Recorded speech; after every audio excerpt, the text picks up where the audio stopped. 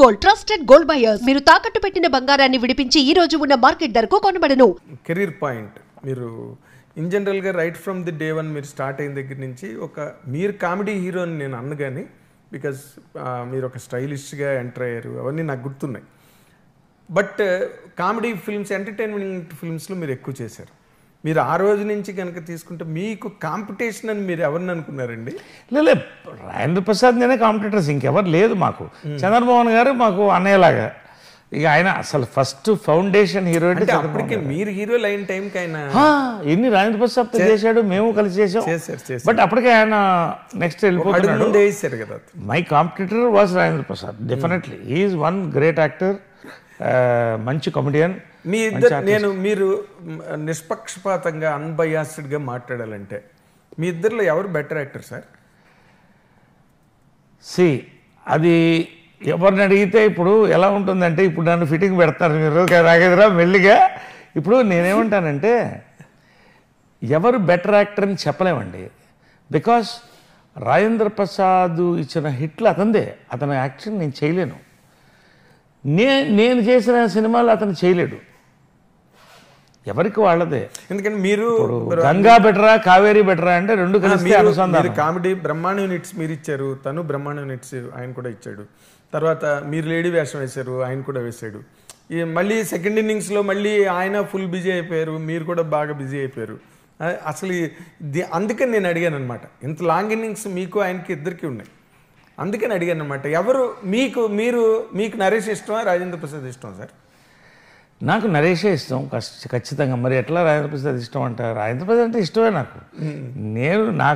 నేను ఇష్టపడాలి కదా. ఇప్పుడు రాజేంద్ర ప్రసాద్లో ఒకటి ఏంటంటే హీ ఫోకస్డ్ ఆన్ హ్యూమర్. ఇంకా హ్యూమర్లో రాజేంద్ర ప్రసాద్ చేసినటువంటి నంబర్ ఆఫ్ ఫిల్మ్స్ ఎవరు చేయలేదండి, చేయలేరు కూడా. అతను ఒక జీవనదిలాగా అలా వెళుతూ ఉన్నాడు ఆయన. నేను మధ్యలో రాజకీయాలకు వెళ్ళాను, చిత్రంలో లాంటి సూపర్ హిట్స్ ఇచ్చాను, పోలీస్ బ్యారెల్ లాంటి మంచి హిట్స్ ఇచ్చాను. మళ్ళీ వెనక్కి వచ్చిన తర్వాత if you observe also comedy సినిమాలు నేను తక్కువ చేశాను. డిఫరెంట్ క్యారెక్టర్స్ చేసుకుంటూ వచ్చాను. దృశ్యం, గుంటూరు టాకీస్లో లీడ్ రోల్ చేశాను, ఆల్ ఫాదర్ రోల్ చేశాను, రంగస్థలంలో. ఇప్పుడు మళ్ళీ మీరు ఇలా చేస్తున్నారు కదా, అవతల ఆయన శ్రేయోభిలాష్ అని, ఆ నలుగురు అని, తోలుబొమ్మలాట అని, మళ్ళీ తను కూడా మీరిద్దరు ఎక్కడ తగ్గట్లేదు అసలు. మా విషయంలో కూడా మేము రాసేటప్పుడు నరేష్ రాజేంద్ర ప్రసాద్ అంటే ఇట్ ఈస్ ఎ రిడిల్. అంటే అంటే చాలా మోస్ట్ వెల్కమింగ్ ప్రాస్పెక్ట్ అండి ఇండస్ట్రీకి. ఎందుకంటే you are also an actor of such potential and ఈ ఆల్సో మీరు ఉండడం సినిమాలకి చాలా హెల్ప్. నేను ఆ రోజు కూడా అన్ని మంచి శకునములే దానిలో అదే అన్నాను, ఒకళ్ళుంటేనే పండగ, ఇద్దరున్నారు ఇందులోనని. కరెక్ట్, మంచిగా. సో అలాంటి సినిమాల కోసం ఎదురు చూస్తాం, ఏదైనా కలిసి చేయడానికి మంచి రోజు రావాలి. ఒకటేంటంటే ఇప్పుడు ఒక్కసారి మనం సీరియస్ కంటెంట్ పక్కన పెట్టి మీరు ఒక వెల్ టు డూ ఫ్యామిలీలో పుట్టారు, అదే వెల్ టు డూ కండిషన్స్లో పెరిగారు, and you're a handsome person by all means, and మంచి హిట్స్ ఇండస్ట్రీలో. బ్యాక్గ్రౌండ్ చూస్తే అదిరిపోయే బ్యాక్గ్రౌండ్, మంచి క్యాష్ పార్టీ, మీరు ఇన్ని ఉన్నాయి కదా. లవ్ ఎఫెక్ట్స్లో ఎక్కడ పడలేదండి? మిమ్మల్ని ఎవరు క్యాచ్ చేయలేదా? లవ్ అఫేర్స్లో క్యాచ్ చేయలేదా అని మెల్లిగా నన్ను మళ్ళీ క్యాచ్లోకి తిప్పుతున్నాడు. ఇప్పుడు that is the spice of any career అండి. ఇప్పుడు తక్కువన్నీ సంసారం, సాగరం, చదువు, సంస్కారం, విద్యా, వినయం, ఇవన్నీ కామన్గా నడుస్తుంటాయి అవన్నీ. But what is about it? I mean ఇప్పుడు మీరు మాట్లాడకపోతే వస్తున్నా దానికే వస్తున్నా. ఇప్పుడు ఒకటి మాత్రం నన్ను ఒక టీవీలో ఇంటర్వ్యూ చేశారు, మీరు ఏ అమ్మాయిని కూడా ఎప్పుడు కూడా మీతో నటించాలంటే కొన్ని కండిషన్స్ కాస్టింగ్ కౌచ్ ఎప్పుడన్నా పెట్టారా అని అడిగారు. నా జన్మకి పెట్టను అని చెప్పాను. ఎందుకంటే అంతకంటే దౌర్భాగ్యం ఇంకోట్లేదు అని ఒక ఎగ్జాంపుల్ కూడా చెప్పాను. ఒక హీరోయిన్కి పెళ్ళవుతున్నప్పుడు వచ్చి నరేష్జీ నాకు ఇన్విటేషన్ ఇస్తే సంతోషంగా అప్పుడే భోంచేయమ్మా అని సంతోషంగా ఒకసారి ఇలా చూస్తూ ఉంటే ఏంటమ్మా అడిగితే, నన్ను మీరు ఎప్పుడు ఏం అడగలేదే అని అడిగింది. ఎందుకు ఏం అడగాలన్నా?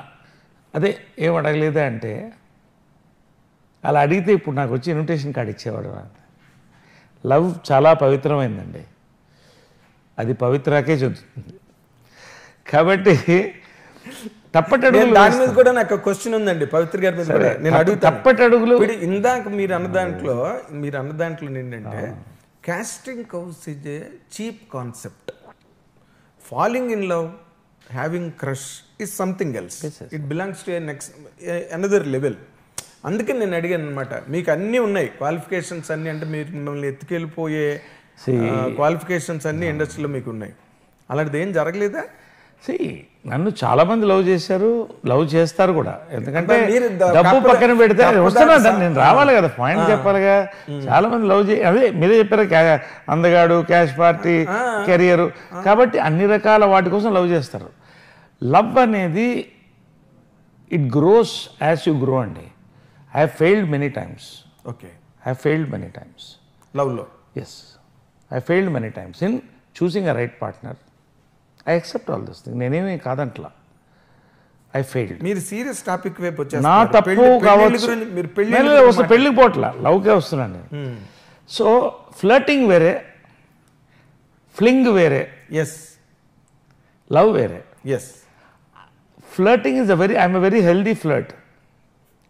ఓకే, ఫ్లింగ్ అనేది నేను జనరల్గా లవ్ని చాలా వస్తున్నా. ఫ్లింగ్ అంటే ఏంటి? ఫ్లింగ్ అంటే ఏంటి? అఫేర్. ఫ్లర్ట్ అంటే మీ నోటితో చెప్పండి. ఫ్లర్ట్ అంటే సరదాగా, ఒక అందంగా, ఒక హ్యూమరస్గా, ఒక రొమాంటిక్ టచ్తో గుచ్చడం, అంతవరకే. It's a very healthy thing. Fling అనేది it's an affair. Yes. Affairs అలా పెట్టుకోవడం నాకు ఇష్టం లేదండి. I'm a serious lover. నేను లవ్ చేస్తే చాలా, అదే వచ్చిన ప్రాబ్లం నాకు. నేను లవ్ చేస్తే చాలా సీరియస్గా లవ్ చేస్తా. అవతల వ్యక్తి చేశాం కాబట్టి ఇన్నైనా కదా, కాబట్టి అది ఇప్పుడు నాకు తెలిసి మీరు బాగా సీరియస్ లవ్లో పడిపోయి 2 ఏళ్ళు నిద్ర లేకుండా లవ్లో మునిగి తేలారంటే అది ఒక పవిత్ర లోకేష్ గారితోనే నేను అనుకుంటున్నాను. తక్కువని ఐ డోంట్ నో. నేను ఇట్స్ అదే ఒక్కొక్క ఏజ్లో ఒక్కొక్కలాగా పెడుతుంది లైఫ్. బట్ లవ్ కూడా అండి, ఒకటి నేను చెప్తాను లవ్ గురించి. అదే మొన్న ఎవరు మన అనిల్ రావుపూడి షోలో చెప్తున్నాడు, లవ్ అంటే అథారిటీ ఆయనే అండి. కాబట్టి అంటే లవ్ అనేది ఒక్కొక్క ఏజ్లో 16 ఏళ్లలో లవ్ ఏంటంటే చక్కగా కలిసి సినిమా థియేటర్కి వెళ్ళి చేతులు గీతులు పట్టుకోవడం, ఇది లవ్. 16-17 ఇప్పటికైనా అంతే, అక్కడే స్టార్ట్ అవుతుంది. 20-25 ఏళ్లలో లవ్ ఏంటంటే కొంచెం ఫిజికల్గా పెడుతుంది. 35-40 పెళ్లి చేసుకోవాలి, సెటిల్ అవ్వాలని ఉంటుంది. కానీ అసలు ఇవన్నీ దాటి ఒక కంపానియన్షిప్ కావాలనేది 40 తర్వాత స్టార్ట్ అవుతుందండి. Today I'm 59 going 60, 50 years in films. So ఈ టైంలో కంపానియన్ కావాలి అనుకున్నప్పుడు అప్పుడు ఎవరు గుర్తొస్తారంటే, నా తల్లి లాంటి ఒక మనిషి కావాలనుకుంటాడు. పవిత్రని అలాగే నేను చూశాను, అలాగే చూస్తున్నా, అలాగే చూస్తా. సో నిజమైన లవ్ నాకు అందుకోవడానికి 60 ఏళ్ళు పట్టింది. What a long wait.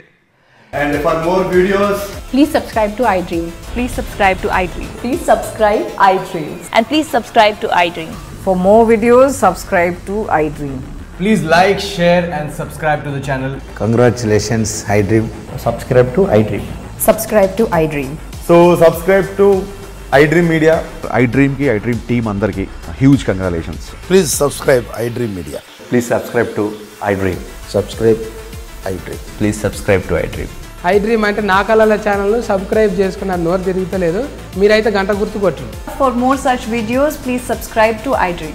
Subscribe to iDream. Please subscribe to iDream. Please subscribe iDream Media. Please do subscribe to iDream. Please subscribe to iDream Media. For best entertainment and information, please subscribe iDream. And don't forget to subscribe to iDream.